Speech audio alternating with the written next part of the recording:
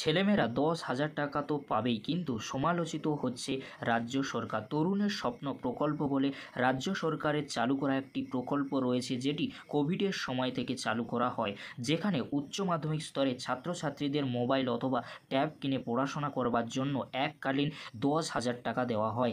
এই বছর একাদশ ও দ্বাদশ শ্রেণীর পড়ুয়াদের মোবাইল বা ট্যাব কিনে দেওয়ার জন্য আনুমানিক 1500 কোটি টাকা খরচ করেছে শিক্ষা দপ্তর। এই অর্থের পরিমাণ জানবার পরেই শিক্ষকদের মধ্যে অনেকেই প্রশ্ন তুলেছেন। অনেক শিক্ষকদের বক্তব্য এই যে বর্তমানে যেখানে রাজ্যের মধ্যে গড়ে ওঠা একাধিক স্কুলে পরিকাঠামোর অভাব রয়েছে, রাজ্যের বহু সরকারি স্কুল কার্যত উঠে যেতে চলেছে, শিক্ষক শিক্ষিকা নিয়োগ নেই বলে সেখানে এই বিপুল পরিমাণ টাকা মোবাইল ফোন বা ট্যাব কেনার জন্য ছাত্রছাত্রীদের দেওয়া হচ্ছে কেন? এই টাকাতে তো স্কুলগুলোর উন্নতি করা যেতে পারত বলে নানান মহল থেকে প্রশ্ন উঠেছে। অনেক শিক্ষক মহাশয় আছেন যারা মনে করেন যে শিক্ষা ব্যবস্থার ক্ষেত্রে ট্যাবটি বর্তমান যুগে প্রয়োজনীয় হলেও ঠিকঠাক ক্লাস ঘর, আধুনিক ল্যাবরেটরি এগুলো অত্যন্ত জরুরি, যেখানে ন্যূনতম পরিকাঠামোর অভাবে ছাত্রছাত্রীরা আধুনিক শিক্ষা থেকে বঞ্চিত হচ্ছে।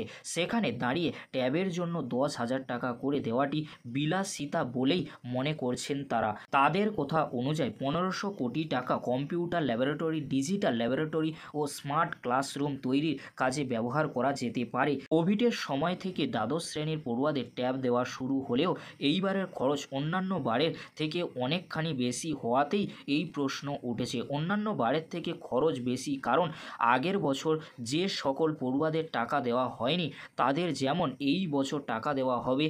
একই সাথে মাননীয় মুখ্যমন্ত্রীর নির্দেশ অনুযায়ী এবার একাদশ শ্রেণীর পড়ুয়াদেরকেও টাকা দেওয়া হবে। এই বছর 7,65,252 জন পরীক্ষার্থী মাধ্যমিক পরীক্ষা দিয়েছে। উচ্চ মাধ্যমিক শিক্ষা সংসদ অনুযায়ী একাদশ ও দ্বাদশ শ্রেণী মিলিয়ে মোট 15 লক্ষ ছাত্রছাত্রী রয়েছে।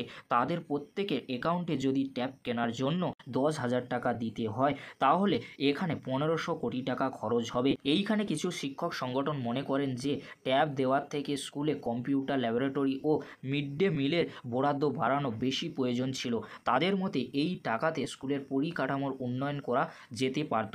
শিক্ষা দপ্তরের মধ্যে অনেকেই মনে করেন যে বর্তমান যুগটি যেহেতু ডিজিটাল যুগ হয়ে উঠেছে, সেই কারণে এই সময় ছাত্রছাত্রীদের হাতে মোবাইল ফোন বা ট্যাব থাকা জরুরি, কারণ এক্ষেত্রে অনলাইন ক্লাস ও উচ্চ শিক্ষার ক্ষেত্রে এটি কাজে আসবে। তবে অনেক শিক্ষকের মতে স্কুলে মোবাইল ফোন আনার ক্ষেত্রে মানা আছে, অথচ সরকার নিজেই ট্যাব দিচ্ছে। প্রসঙ্গত উল্লেখ্য, ইতিমধ্যেই স্কুলগুলির তরফ থেকে ছাত্রছাত্রীদের তথ্য সংগ্রহের কথা বলা হয়ে গেছে। খুব শীঘ্রই সকল তথ্য ডিজিটালে আপলোড হয়ে গেলে আগস্ট কিংবা সেপ্টেম্বর মাসেই ট্যাবের টাকা দেওয়া শুরু হয়ে যাবে। এই ছিল গুরুত্বপূর্ণ আপডেটটি যদি হেল্পফুল হয়ে থাকে অবশ্যই ফ্রেন্ডদের কাছে বেশি বেশি করে শেয়ার করে দিও। আজকের এতটুকু, পরবর্তীতে তোমাদের জন্য খুব তাড়াতাড়ি পরবর্তী আপডেট নিয়ে ফিরছি। ভিডিওটি দেখার জন্য তোমাদেরকে অসংখ্য ধন্যবাদ।